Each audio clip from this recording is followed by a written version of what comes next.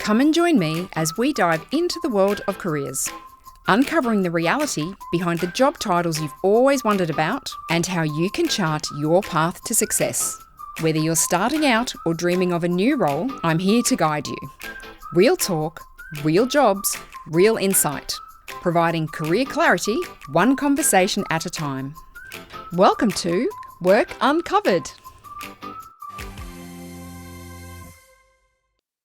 Hi, I'm Terry Homans, career consultant and founder of Curated Careers.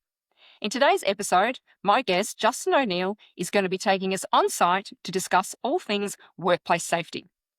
Justin is currently the Senior Safety Manager on the Coomera Connector Stage 1 Central Road project on the Gold Coast, where he leads a team of 6 in delivering safety leadership on this major 8-kilometre, 6-lane motorway upgrade. With a career that spans hands-on electrical work on mining and commercial projects, financial controller and property development leadership, regulatory inspection at Workplace Health and Safety Queensland, and senior safety roles on major mining and infrastructure projects such as the BHP Daunia coal mine and Cross River Rail, Justin brings a rare blend of practical, commercial, and regulatory experience to high-risk construction environments. He's passionate about sharing honest insights into the realities of safety leadership to help others navigate career transitions in trades, regulation, and large-scale project delivery. Welcome, Justin. Hi, Terry. How are you? I'm very well. Let's just dive straight in. So for someone who's never heard of this role, that is, you're a senior safety manager, could you describe for us what it is that you actually do? Sure. So it's a construction project that I'm on. So myself and my team assist the project delivery team to meet their deadlines and build the project in the safest possible manner. So my specific role is to lead the team to ensure that they are providing the most appropriate support, guidance, and information to the senior leaders on the project to ensure it's done safely. On any given day, my role as the senior manager, it's not about ticking boxes anymore or walking around with clipboards, which is a common misconception. Most of it now in the modern era is around implementing managers, engineers, supervisors to follow the appropriate decision-making techniques, which are all around what is the safest way to do something. We need to ensure that safety is embedded into planning. Planning is a huge part of construction. We need to ensure that in those meetings, our voice is heard, that the planning is done in a way that takes into consideration the requirements of the legislation and codes of practice and that type of thing. So that's a huge part of my role, ensuring that the systems are there to comply with the legislation.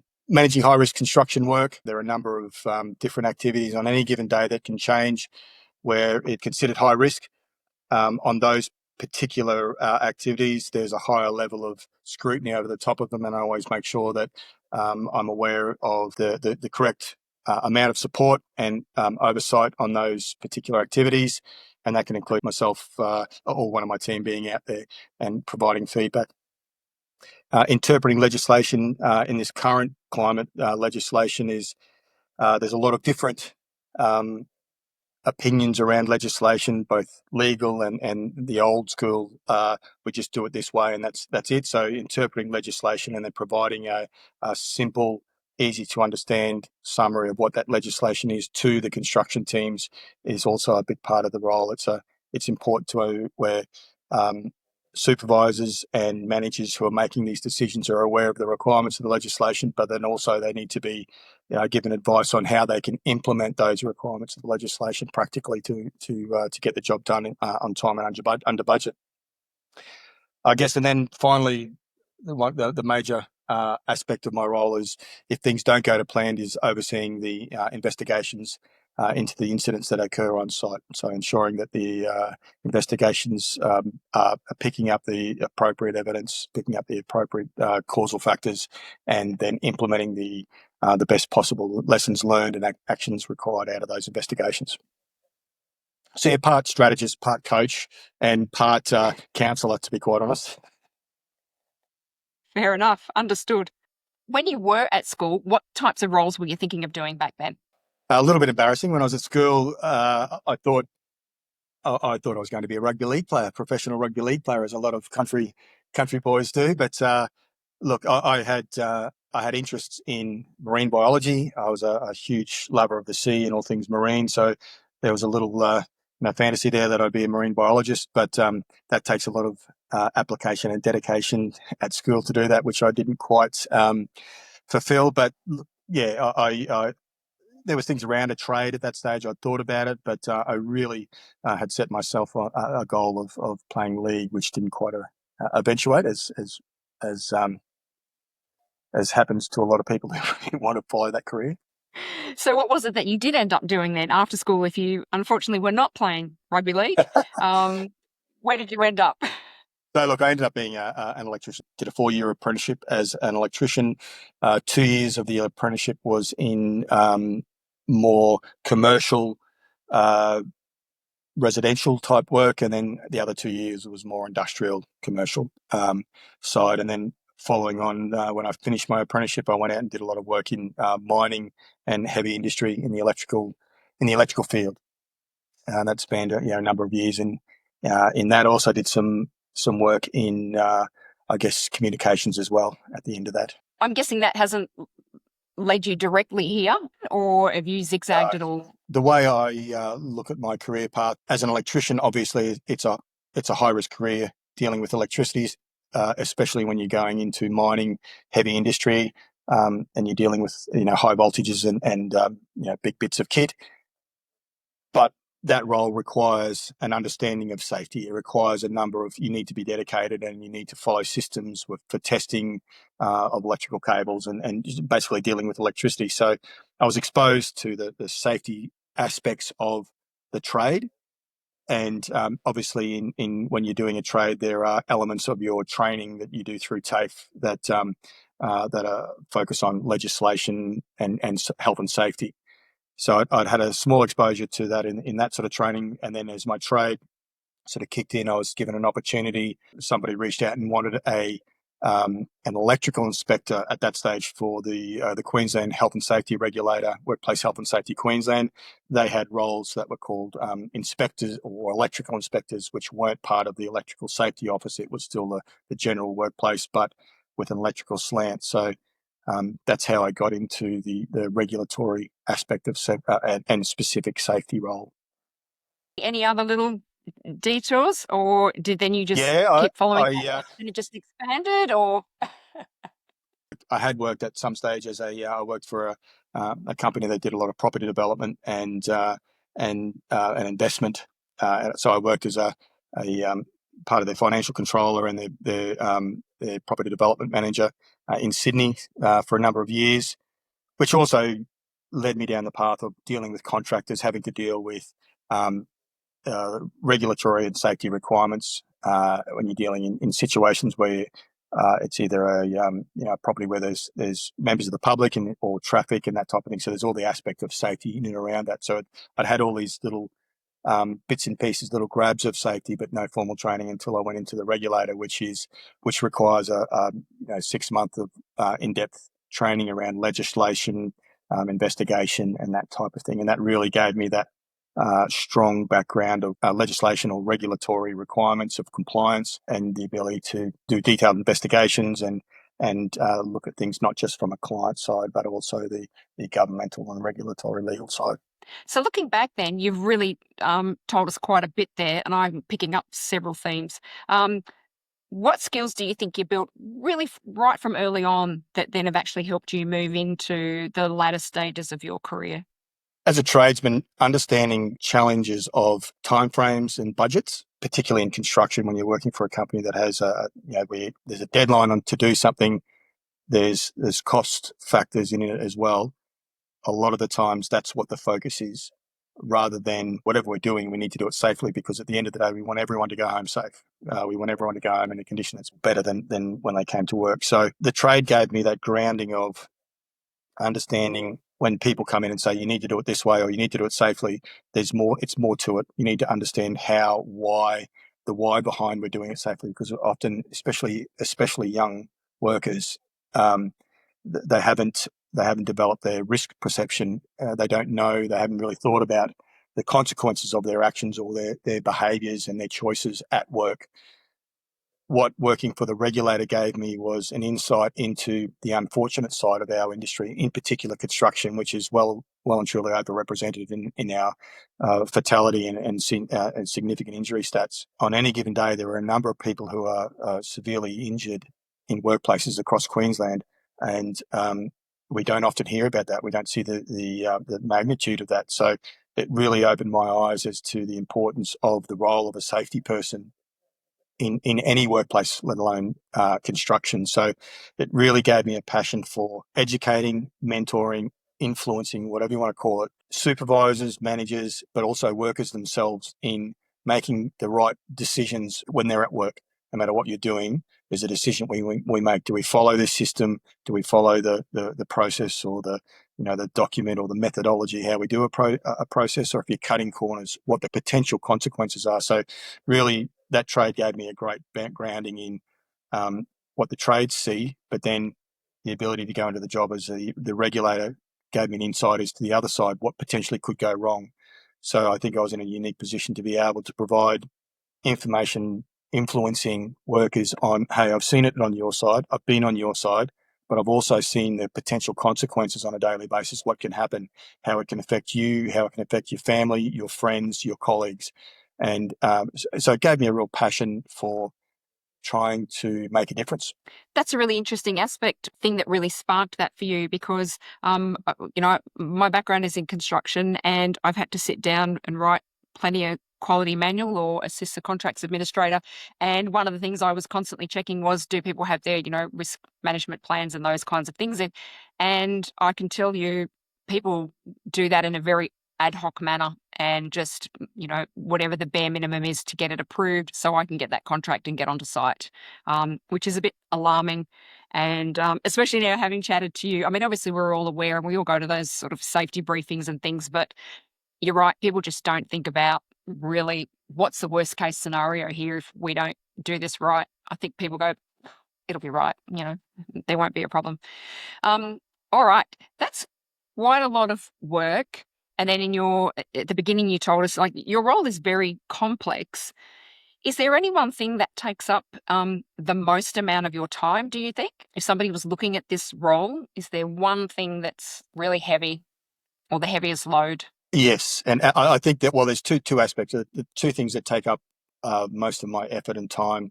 One is in that planning phase, and in the strategy role, working with the other senior managers to influence their decision making on any given day. It's a constant. You just have to keep reminding them we need to be looking at legislation. We need to be looking at compliance through the lens of how we can implement or undertake these activities, do this building, finish this job, but how can we do it in a practical way? It is complex, as you say, because workers just want to get the job. They just want to come to work, do their job and go.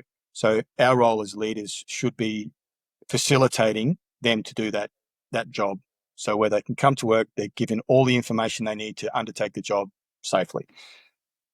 A huge part of my role is continually working with the other senior managers on site, the other engineers and supervisors, to make sure that we have that balance of practicality, but then how we can implement and do that job to save money and save time. The other side of things is staff.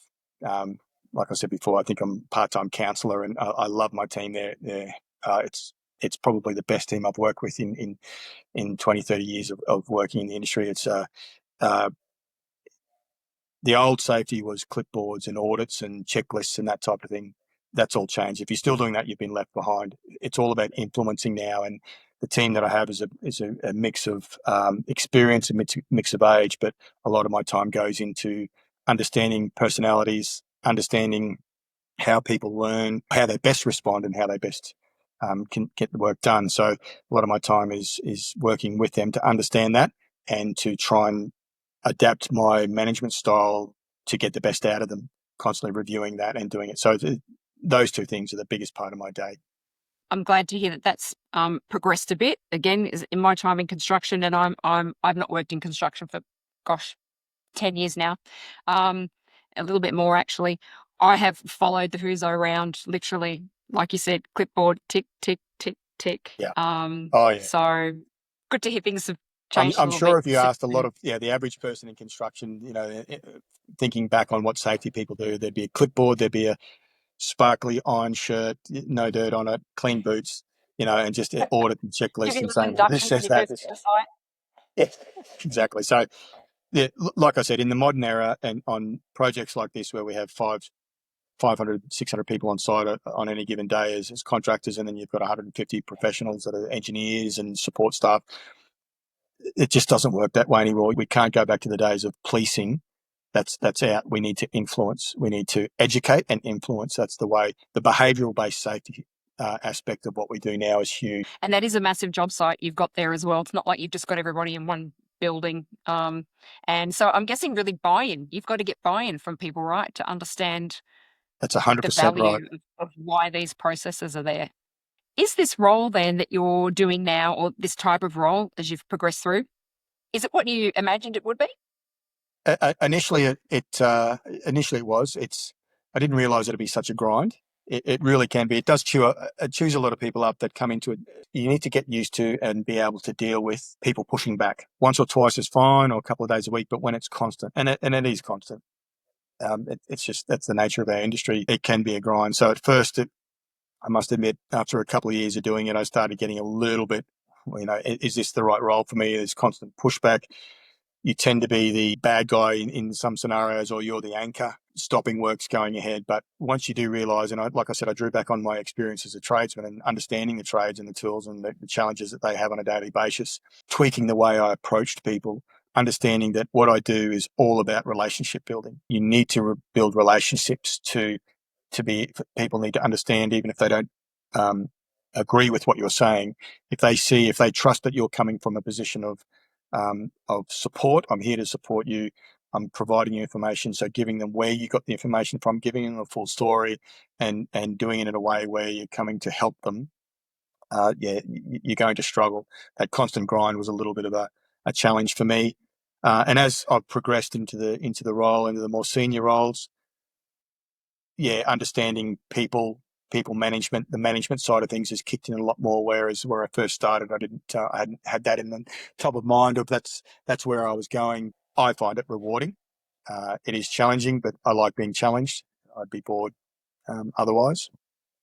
Cool. I imagine there's quite a bit of pressure on you too if things, you talked about having to stop work or anything like that, because you're talking about huge amounts of money on these projects. Any time that's lost is a massive amount of money.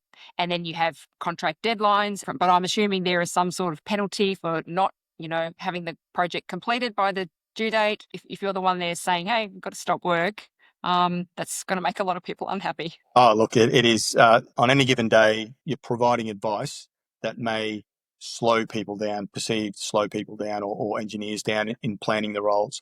If we come across a scenario where we believe there's imminent risk and we have to stop work, my team will always reach out to me first. They'll stop the work if it's imminent, but they'll reach out to me immediately to say, this is what we've done. Or if it's me and I'm making the call, there are huge commercial consequences or implications of those decisions. So if it's a subcontractor we're stopping, there's challenges around stopping that work. There's huge flow on effects. So what you really need to understand all aspects of what you're doing and be confident in your judgment call around what the risk is. So understanding legislation, understanding what risk is, what imminent risk is, and being able to deal with that. So a lot of the times, stopping work is not a common thing. What we do is a lot of the times we'll pause and we'll say, hey, we need to potentially bring in this, or we need to do it this way rather than that way, or utilize this. So stopping work is a massive decision, and it's one that's certainly not taken lightly because of, as you said rightly, so there are huge financial and ultimately reputational consequences. This is a government job, and you said there's time frames, there's reputational aspects of it too are huge. Getting future work and that type of thing need to be considered. You've already discussed how the profession has changed a bit since you've started, in terms of safety is now looks a little bit different to how it used to. And then I was going to ask, are there any skills that matter more now that didn't so much back then? So You've talked a lot about that influencing people. Do you think that's one of the major things for you? Is there anything that you haven't mentioned in terms of, that maybe 5 or 10 years ago wasn't necessarily needed in this type of role, but definitely needed now? As you just mentioned, relationship building. I think resilience is a big thing. Back in the day, there was a number of different people that would go into safety, and they would either be someone who's had an injury, they would put them in, oh, you're going to be the safety person, and that's your role. Or there were people that enjoyed the compliance aspect of it a little too much. They enjoyed there was a certain element of or perceived power around the role. We can't have that anymore. We don't have that anymore. In fact, it's one of the things we steer right away from it. You need to be able to influence people, but I think resilience is a big part of it, and that's not just safety. But in that safety role, there's a lot of confrontation that a safety person on any given day is going to have, be it with your own team, be it supervisor, the client side, or the workers in the field. It's construction, so people talk frankly a lot of the time. So if you're going into it without that ability to sort of, see through words or just water off a duck's back type situation, then you're going to struggle. You need to be able to deal with confrontation and see it for what it is, which is just work pressures, and be able to deal with it in a professional way. Okay. Now, I know not plenty, but I certainly know of safety people that have gone into these roles on projects like yours, for whatever reason, never started out in a trade or on a building site anywhere. So do you think that gives you, I'm assuming that that gives you an extra level of understanding, like you said, from understanding it from the worker's point of view, as opposed to somebody who's just gone, oh, look, I think I'm going to go and be a workplace health and safety officer, do the training and start there. Does that give you a bit of extra insight, do you think? I definitely do. In my team, I have a mix of academic and trade stream.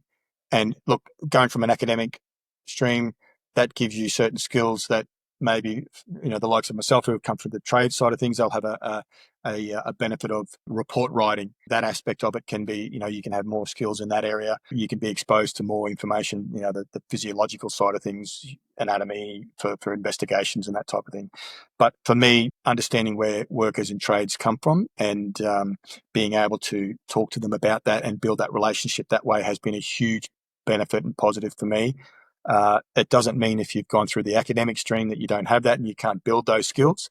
I've seen plenty of people who have done that and done it that way and are fantastic safety practitioners. But for me personally, yeah, the trade has.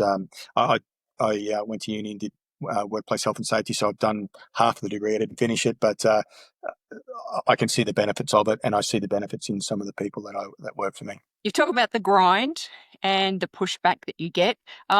Is there anything that's become harder over time, apart from a couple of the things that you've mentioned, like anything that really stands out for you? Yeah, unfortunately, the paperwork administration side of safety, and I understand there is a need for documenting everything we do, but it is a huge part of our role of that administration side of it. Systems, yes, we do inspections and those types of things, but admin is a huge part of it, and it takes up such a huge amount of time, and it needs to be there. So if things don't go according to plan and there's an investigation into it, that administration side of things is what you use to manage the ramifications of significant incidents. And I've seen it firsthand, both from a regulatory point of view, where I'm doing the investigations into significant incidents. And these are the things where we find gaps and ultimately cause companies to be prosecuted, through to being on the client side, where we have a regulator coming to site and we'll do an investigation or doing an audit, and they're looking for documentation to prove what's happening in the field and prove that, to be able to back up what I'm basically saying our system does. So administration it seems to be getting, there's a paperwork, there's a form, there's something for everything we do on site, and that's a real challenge for workers to see that, because they don't often know what goes on behind the scenes or in those times when things go pear shaped. But that's a real challenge for us in this new era of safety and legality. Does AI have any role in what you do these days? Is that something that's going to be able to assist you, as we're being told constantly? It's more the administrative tasks that AI will be able to help augment, your work, or is it not really a place for that in this field? There definitely is. We're already implementing. I've actually got a working group, established a working group on our project of how we can best utilize the ability of AI to help us with some of the things we do. Obviously, if you're looking at legislation or if you're looking for information, you can use AI to do that, or coming up with, we can write a basic toolbox talk around a factor or a topic, and we can put it into AI to proofread it, or come up with a better structure and those types of things. So we're diving right into AI now to try and assist our teams in admin side of things, in part of their research and that type of aspect of the role. I'm sure there's more to it. I can see that it's developing so quickly, and I only know this much of what it actually can do. But I know enough to know that I need to know more. So that's what we're doing. We're looking into that to see how it can assist us. For instance, we had a trial the other day where we took a number of photos of a particular work scene, and we fed that into AI, and we asked it to come up with what are the hazards, list the hazards, and tell us what it's about and why they're hazards. And it really surprised me. It was able to identify most things we knew were there, and we wanted it to try and see if we could pick it up. So that was really scary. For what we do from investigation or what we do through influencing, I don't see a role for that anytime soon in AI. But in assisting us to do our job, definitely there's aspects of AI that we're implementing as part of our everyday works. You talked about grind, you talked about admin, paperwork, and pushback. What tends to be the thing that wears people down in this role, or what makes a really capable person want to leave? This is not just with safety. I think construction these days, particularly big project, big infrastructure work, you're working long hours. There's always something to do. And when you start working those amount of hours and the pressure's there to constantly perform, constantly deliver, and that based or factored in with the grind, the pushback, that tends to, I think that's what the biggest wear factor is on the safety professionals. You have different stakeholders. We have client, we have subcontractors, we have your home organisation requiring things. It's there's a lot in it for safety people, and there's an expectation that on different levels of jobs, where if you're starting off in your career, there's a little bit of you being a jack of all trades. You can assist with traffic management and labouring, and then you'll go and do your safety aspect of the role. Whereas as you grow into it, obviously your role is specific to safety, and there are boundaries of what you can and can't do.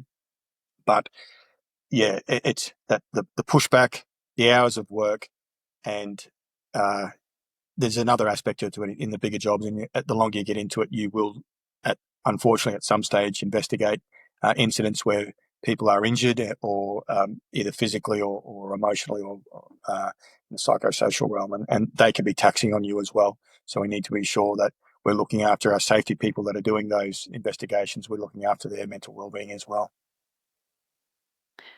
There's a whole lot in there that I'm sure, I'm glad we've had this discussion, because I'm sure that many people just wouldn't factor in any of those things at all, which is not to say that obviously, they can't be managed, because you do it. But it's great to be able to make people aware of these types of realities around a role. What would determine progress in this field? You've obviously, moved through quite a few different roles in varying types of projects. What's kind of helped you get along, do you think? I've had some fantastic mentors. I've had some luck along the way too with getting onto some really good projects. I had a lot of support on a really large project, Cross River Rail, when I was there, from the project director, who was very experienced in the field. So people sort of think, well, what do engineers and safety people have in common? And then for me to understand what the engineers have to do in the planning factor, working in with them, and understanding their challenges. And then also from the actual supervisory side of things, so the superintendents and the supervisors, learning from them and having good mentoring from those people, as well as safety professionals, really gave me an insight into what they need from a good safety team. What does a safety team have to do to allow or facilitate these people to do their job in a way where they're able to look at it through the lens of, I explain it this way, how can I cut corners so that I do it in a way that I'm saving money, I'm potentially saving time on the program, but I'm doing it in a way that's as safe as I possibly can. If you can get teams to look at what they do on a daily basis through that process and understand that each person has a role to play in that, and you respect each person's input into that decision making and planning, that's where you have the most impact on a project. And I've had some fantastic mentors over the time who've given me that insight, that skill, that knowledge. That's really made a difference in my growth through up into the senior levels of management. We've talked about the grind and possibly the more challenging sides, but talking of challenges, what kinds of challenges exist in this role that people tend to really step up and get energized by rather than stressed out by? Do you find any of that? Yeah, I've got a couple of people that worked for me that had a challenge in public speaking. So being able to do a toolbox talk, get up in front of 500-600 people and do a toolbox talk, really challenging. Through mentoring and we did some training on public speaking, that type of thing with them through external service providers. A couple of those guys now, they love it. They get up, they get nervous beforehand, but it's all about the planning beforehand. If you know your topic and you know your subject, talking in front of people is just it's a skill that it can get better. So I take a huge amount of pleasure in looking at these guys get up there now and present in front of the team. They get energized by it. You see them get excited before. They're a little nervous, but they're excited. And then afterwards they go, how did that go? It was really well. And they critique themselves. But to me, that's one aspect I enjoy, and I know that they enjoy it.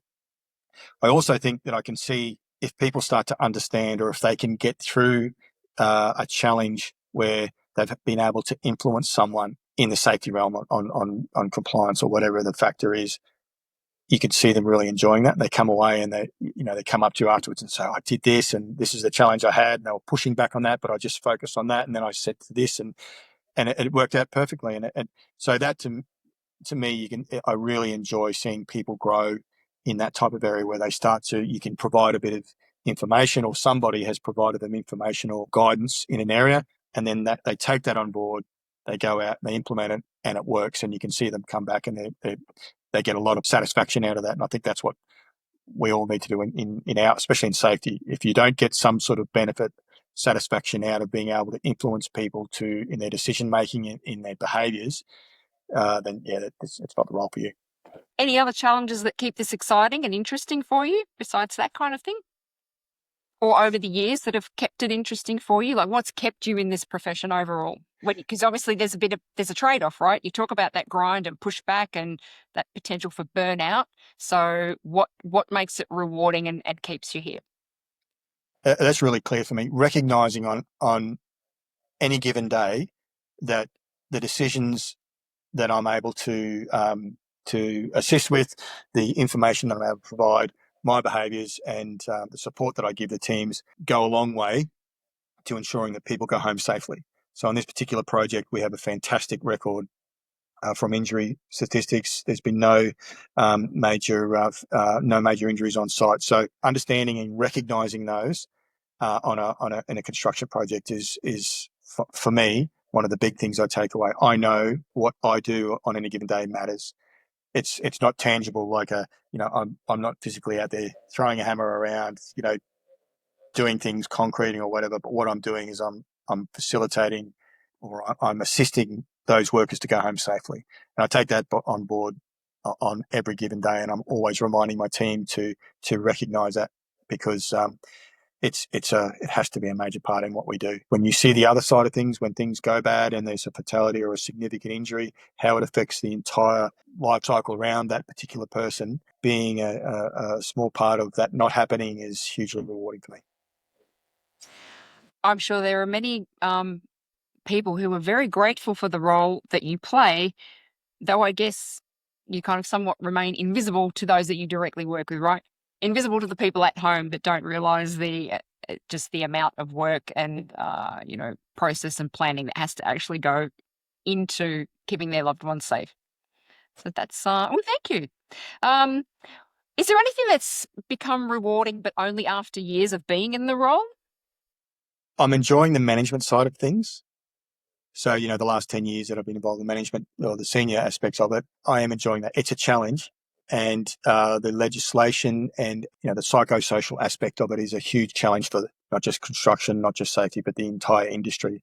There's a massive focus, and rightly so, on people's mental well-being in the workplace. So understanding the requirements, having that insight to what the regulator does as having been an ops manager for them, it's also about providing feedback from industry to the regulator, saying they're trying to do their best to write legislation that ensures a level of protection and control and risk management for workers in the workplace. We need to feed information back from a practical level on the ground, what that looks like to the regulator, so that they can take all of that on board and write legislation that is workable and that is practical. As I've sort of grown into these roles, understanding that that's something it's an obligation on me to get back into the industry to ensure that we've got the correct regulation in there. So we're lucky we have a good regulator here in Queensland with people who actually actively look for industry feedback when they're looking at this thing. So it's good. We didn't talk about it specifically, but you mentioned you're sometimes, part counsellor. Do you have other people on your project, or does the mental health aspect, is that something that falls under your realm as well, or are you more of the physical safety side, or does that come into your role too? It's a very good question. The legislation now, as it sits, psychological safety sits within the Work Health and Safety Act. So that's my realm. However, on our site, we have a people and culture manager who our roles HR safety in that psychological safety role. I think she has input into that as well. So we have a psychosocial management plan. Obviously, we have a health and safety committee, but we also have a psychological safety, psychosocial committee as well. Focus of that is around health and safety from a psychosocial point of view on our project. So making sure that people feel safe on the project, they're aware of what avenues they can seek if they need help, or if there is an issue on site, they know how to raise that issue, who to raise it through, and that they are protected and guided through that process. So we're putting a huge amount of emphasis on that with the project, because we know that's where industry is going. So we're really trying to get ahead of the 8 ball on that. There's been a lot of positive feedback on there just through education in these particular things for people. I know for the last, the things trying to get people to speak up if they have mental health challenges, that type of thing. That's been around for a few years now, which is fantastic, but it's really gaining momentum, and we're putting more effort into acknowledging that, giving people education in that space. So it sits with me, but I get support from the P&C people in there as well. But watch this space in that area. It's something that we really need to get on top of, and that will be required by the regulator. It's great to see that is really, front of people's minds these days. Has this career given you anything that you didn't expect? It's been a nice, pleasant surprise for you. Pleasant surprise. Look, I had I've worked fly in, fly out in mining. If I wanted to, the option was there for a lot of travel, working overseas. So Australian health safety practitioners are very highly regarded right across the world. Really, how we manage construction here on site is fantastic. It's one of the best in the world. So there is the ability to travel and work overseas if you wanted to. I've done some short stints overseas, but nothing long term in the end. The other thing for me is just varied industries that you can work in. Everything from industrial sides of things, commercial, retail, hospitality, health industry, government health, educate, all those types of things, construction, military. There's safety people across everything. So there's a huge spectrum of different areas that you can work in as a safety professional. And just because you've come into construction doesn't mean you can't then pivot and go to, into another type of industry, because it's all based on risk management. It's based on understanding and interpreting legislation. And that big one is influencing strategy and relationship building. Well, you've just answered about 3 of my further questions, so that was fantastic. No, I don't have to ask them. You've already given the answer. That's perfectly fine. So then, Is there any, excuse me, any insight or tips or anything that you would want to impart on anybody perhaps younger who was considering this? I don't imagine this is a job that you leave school and you decide I'm going to be a health and safety, workplace person. I'm sure that's something that evolves after some other introduction into that. But would you have any tips for anybody considering coming across into this role, or any advice or thoughts that you would, I guess actually at any age, they don't have to be a young person. I imagine this is a role that people can swap into at any point. Yeah, that is true. I've had some people who work for me who've been they've either, as I've said before, been in a trade or they've been in another profession, a hairdresser who has come into this profession at a later age.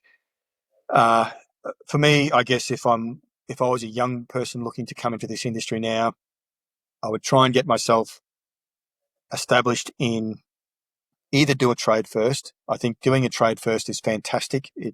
You're um, you're being exposed to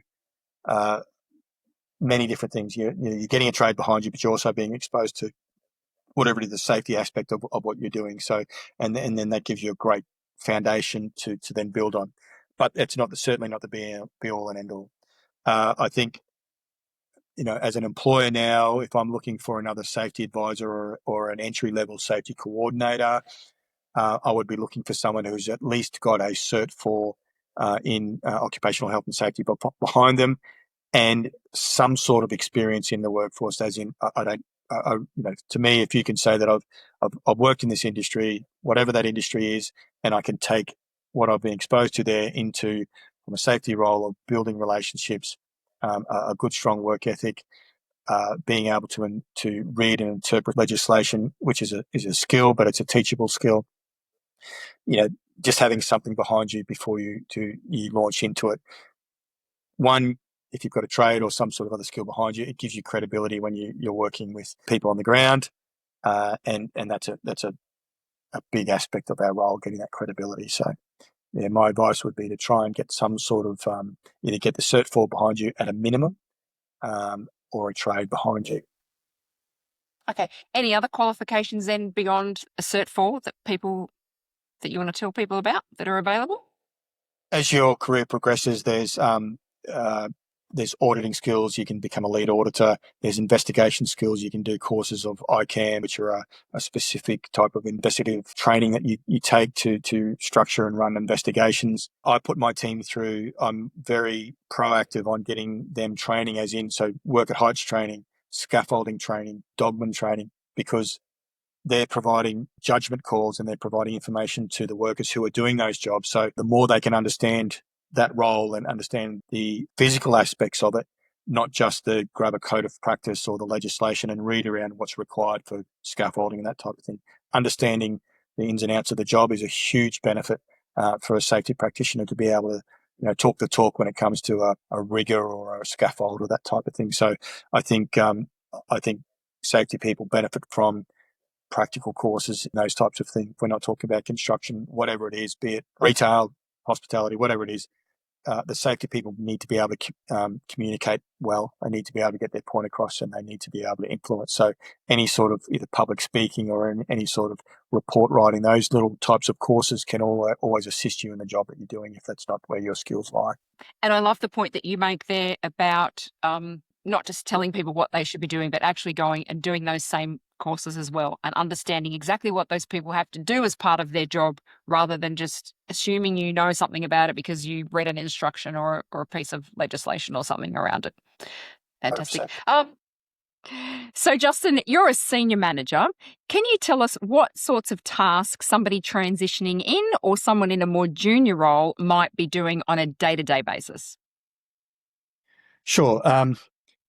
Part of my role is ensuring that the project has a good safety management system, and a good safety management system allows consistency in approach across the project. So a junior person coming in would be doing things like site inspections using a checklist or a form or an audit tool.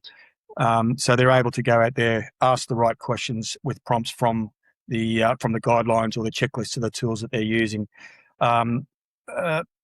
assisting with investigations, assisting with return to work for people who have been injured on site. There's a number of things they can do where they can be either autonomous, where they go out and do it by themselves, or they can do it under guidance or under support by myself or the senior safety advisors, the more senior guys on site.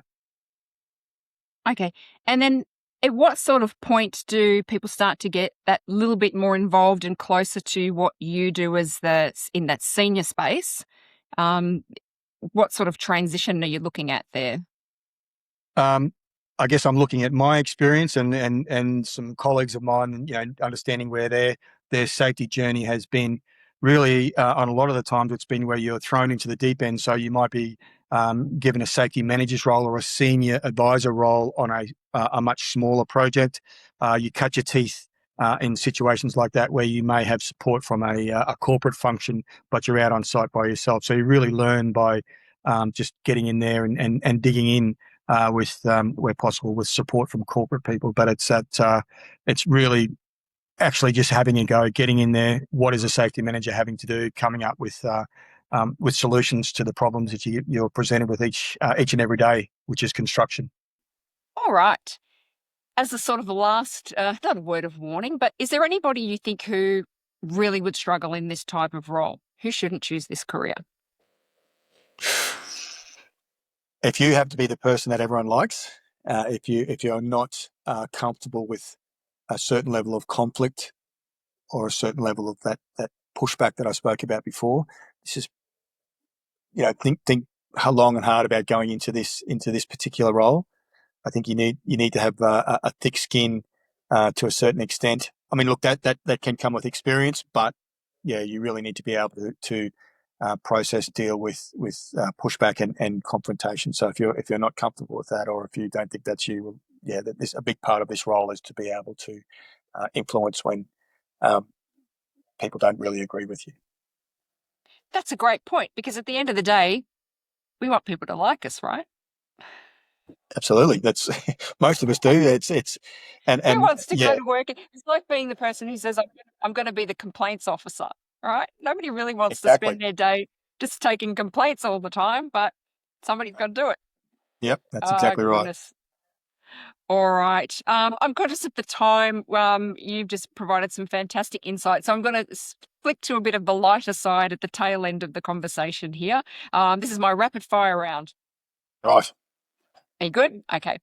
What's the Okay. best career advice that you ignored at first, but then later realized was right? Don't take things personally. That's really Basically. hard. Oh, It's look, really it's when I first heard it, it was like, what do you mean don't take things personally? But now, um, I guess I see what they're saying. People will, in our role in construction and particularly safety, people can say things that don't take it personally. They're reacting to the situation and that type of thing, and just water off a duck's back. Stay professional, deal with the project or whatever the issue is at hand. Focus on that, and then once it's done and dusted, then you can, um, go and have a coffee with them afterwards or whatever, and deal with it. But don't take things personally. um and in my experience in construction too, and you said the word before too, people can be very blunt.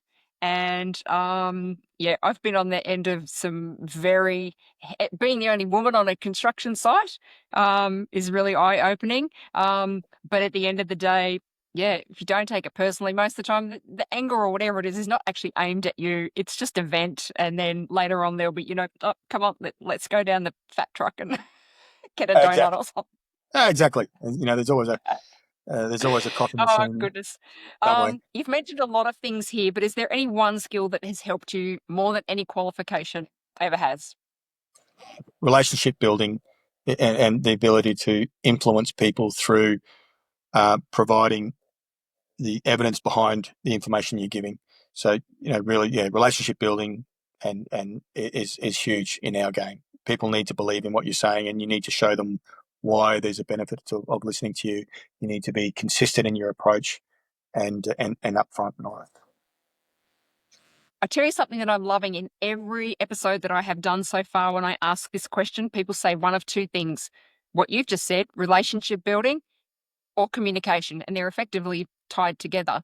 Um, and I love to see that because I know over the years, a long time ago now, but in applying for roles, people used to really focus on the hard technical skills and didn't so much worry about the communication or the teamwork or the leadership or just being proactive and those kinds of things.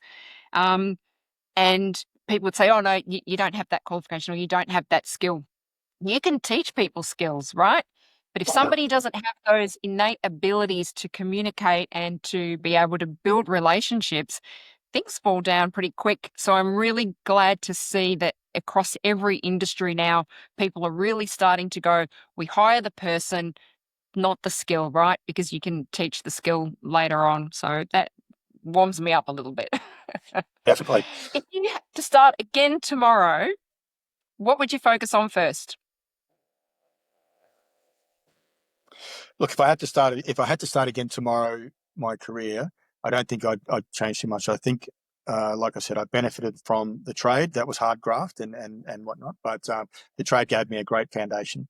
Uh, I think I think early on I struggled with a little bit of self confidence around report writing and that aspect, researching and whatnot, because that wasn't my strength. So I think if I was starting again, I would put a little bit more effort into that side of things, which would have made my early career a little bit smoother uh, and more productive. But once again, that's something else that I've just developed over the years through having to do it and knowing that it's a taught skill. So I think if I was starting again, I'd trade first and then go into the safety. All right. And lastly, magic question. If you were giving your 18-year-old self some advice, what would you tell? And this doesn't have to be related to work either, but what would you tell 18-year-old Justin to try sooner? To try sooner. Yeah. Um, wow, that's a very good question. What would I try sooner? I think uh, I think well I mentioned it in the beginning. School it was for me was all around friends and sport, and What's wrong with I that? think I know, right? That's what I said. My English teacher didn't share that same opinion, but look, I think for me, uh, having a balance. It's just having a balance of the things you do. If you can be balanced in friends, parties, and that type of thing as a youngster versus putting the effort in at work, learning, furthering yourself, and that type of thing. I would have tried, probably would have gone in and after my trade, I think I should have, or I think if I did it, had my choice again, I would have completed the degree simply because it's done and dusted. And so you'd have the trade and then the full degree, and I would have benefited from the other aspects that I would have learnt through that degree. But and that would have, I guess, given me a bit more of a springboard earlier on in my career. That's actually a great piece of advice, that, because, a degree is not for everybody by any means. But I did not go to university when I finished school because I didn't know what I wanted to do. So I went, why would I go to university and spend all that money on what? But looking back, if somebody had said to me, if you go and get a degree, whether it's just in business or even an arts degree, you can then go and very easily step into a postgraduate degree later when you get all passionate about something. And there have been, points in my life over the last 20, 30 years where I've thought, oh, I would love to go and do that. And you can step straight into it. If you've got an undergrad in anything, sheep husbandry, you can then just step into that postgrad. So I wish I had known that, or I wish somebody had pointed that out to me at the beginning, that it just opens a large number of doors later on if you think that there might be a particular door that might interest you. But again, it's not I the be think all and end all by any means. no, But it's certainly not. The way I look at it now, even when I'm recruiting people, I guess as an employer, I'm looking for someone who has work ethic, who will turn up on a day, do their best, and consistently do that. Whether it's a trade or a degree, or whether you work for the same employer for a number of years, I guess that's what I'm looking for. I'm looking for some sort of consistency of effort. So you've made the effort of completing a trade, or you've made the effort of completing a degree, or you've just worked for an employer and you've been able to build a role ahead, whatever the role is. Just some sort of consistency in work ethic, because as you said before, Terry, a lot of these technical skills can be taught. You learn them, and you through exposure and whatnot. But a lot of those things around attitude, a lot of those things around your, the behaviours and decision making, a lot of that is inbuilt, and that's, that's what I'm sort of looking for. People who have that. I'll get in there. I'll do my best, and that type of thing, rather than a specific degree or a specific trade or qualification for that matter. Yeah, I think that's a big signal that a lot of employers look for, especially in younger people, is, are you just committed? Are you going to show up every day? Like, I don't care if you have the skills. If you don't show up every day on time, that's useless to me. So, Yeah, yeah, fantastic. All very true. right. It's been a very in-depth and a very lovely conversation we've had today. I really appreciate your time, and all the best. Thank you, Terry. Thanks for the opportunity. Thinking about a career in safety? Here are 3 things you need to know. Firstly, safety leadership is not about clipboards anymore. This role is far more strategic and people-focused than most people assume. Justin makes it clear that modern safety work is not mainly policing, audits, or ticking boxes. It's about influencing decisions before work starts, making sure risk is built into planning, translating legislation into practical action, and helping teams deliver safety under real project pressure. Secondly, this job suits people who can handle pressure, pushback, and difficult conversations. One of the clearest realities from this conversation is that safety professionals are often working in tension. They may need to slow work down, challenge decisions, or hold firm where there are commercial pressures, deadlines, and strong personalities on site. Justin repeatedly highlighted resilience, relationship building, and the ability not to take things personally. And lastly, there's no single path in, but credibility and practical understanding matter. Justin's path was not linear. He started as an electrician, moved through regulatory and project environments, and built his capability over time. One of the most useful insights here is that safety can be entered from different backgrounds, but practical workplace exposure, strong work ethic, and the ability to communicate with workers credibly all matter. Trade experience can help, but so can formal study, especially when paired with real-world experience.